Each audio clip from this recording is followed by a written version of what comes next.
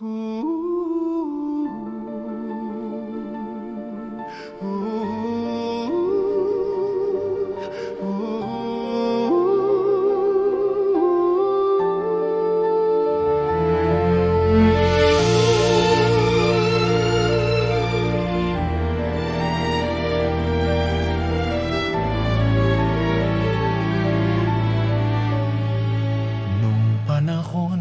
ni Haring Herodes sa lupain ng Judea, may pari na si Zacarias na tapat at masipag.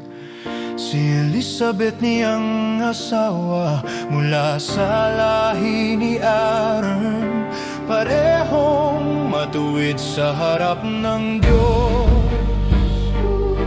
Walang dungis, walang anak sila. Bagamat matanda na, ngunit tapat pa rin sa Panginoon sa bawat sandali.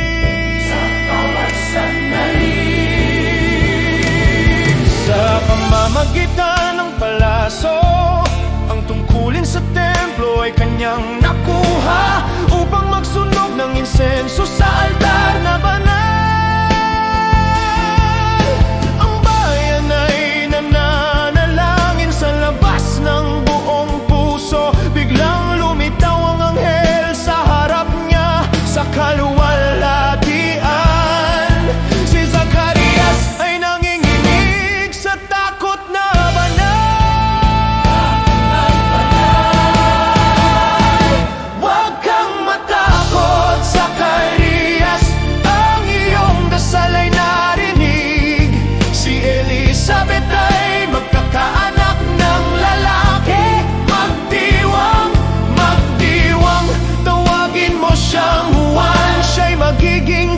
Sa harap ng Panginoon, puspos ng banal na espiritu mula pa sa sinapupunan sa langit na utos. Marami niyang ibabalik sa Diyos ang mga anak ni Israel.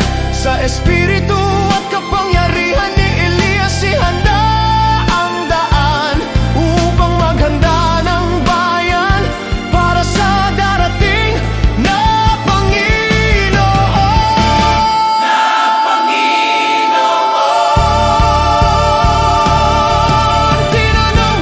Zacarias nang may pagdududa sa kanyang puso. Paano ko malalaman, matanda na kami, malayo na ang taon. Ako si Gabriel na nakatayo sa harap ng trono ng Diyos, sinugo upang sabihin ito sa iyo at sa iyo lamang.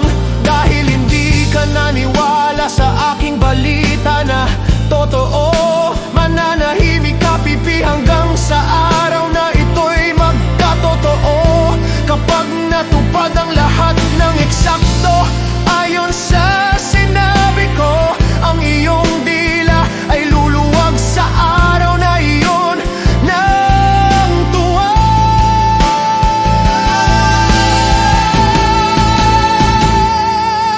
Ang bayan ay naghintay, nagtaka sa mahabang paghihintay.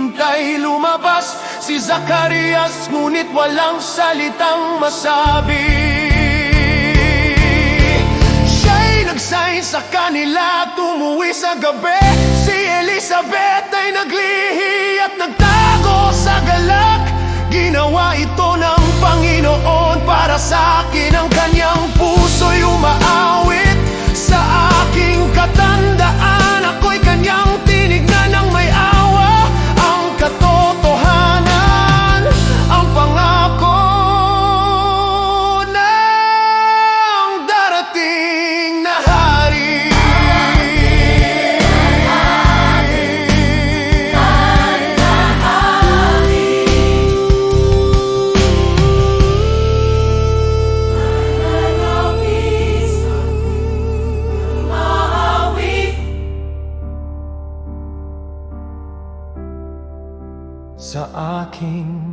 tandaan.